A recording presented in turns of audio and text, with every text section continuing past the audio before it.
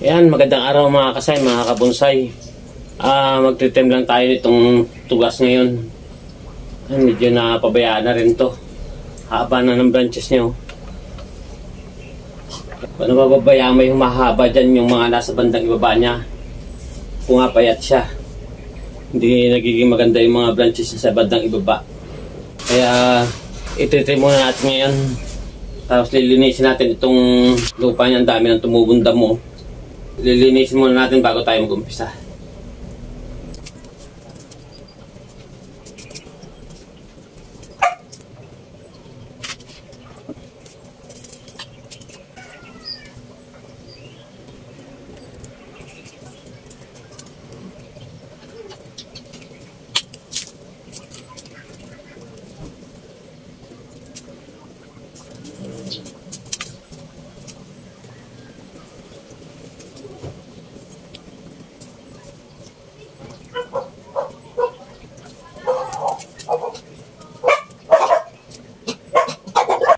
Ayan mga kasay, tapos na natin malinis yung mga damo na tumubo sa kanya. Tatanggalin na muna natin tong isang malaking sanga nito. Humaba na yun ang humaba, kaya pumayat na itong mga sa baba niya eh.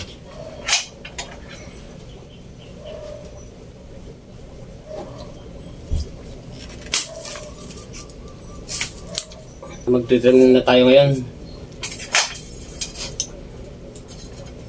Tanggalin lang muna natin itong mga tumubo sa trunk nyo.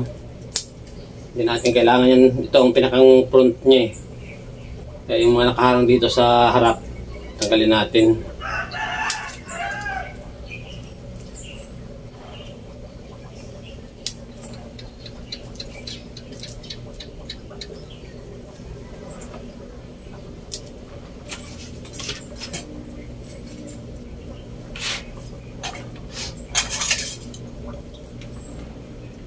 Saka itong isang ito, yung tatanggalin na rin natin to. Yung nakaharang siya rito sa harap niya. Kailangan na-open itong pinakang front niya para kita yung design ng trunk. Yan.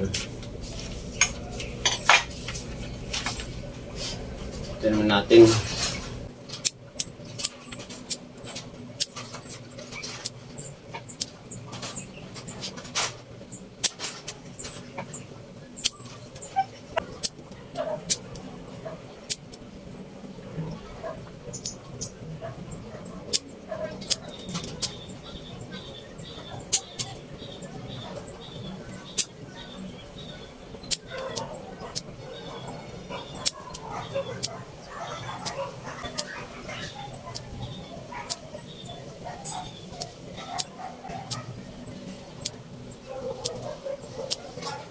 Tapos na natin itong kabila.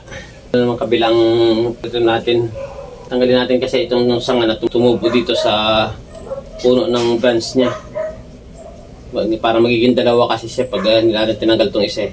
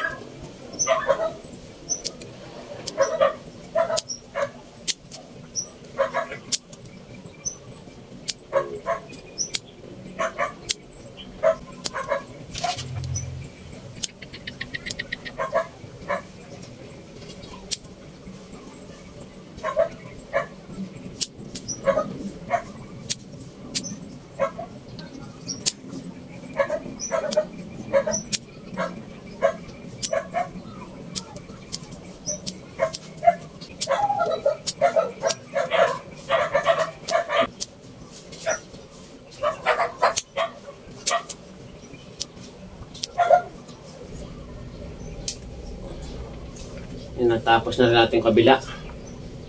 Dito naman tayo sa bandang taas.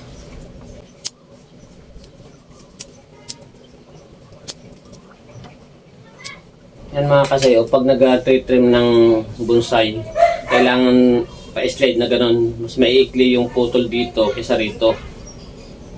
Kahit dito sa taas ganun din, puputol sa kanya.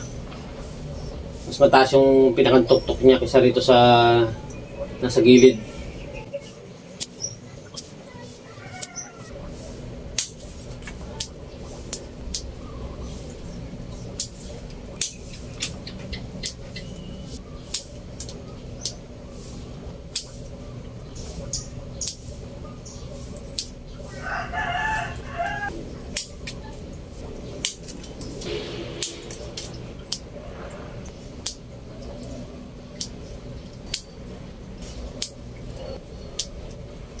Ayan, tapos na natin ma-trim. Salamat sa inyong panonood at paki-like kung nagustuhan nyo. At paki-subscribe na rin kung hindi pa kayo nakapag-subscribe. Salamat.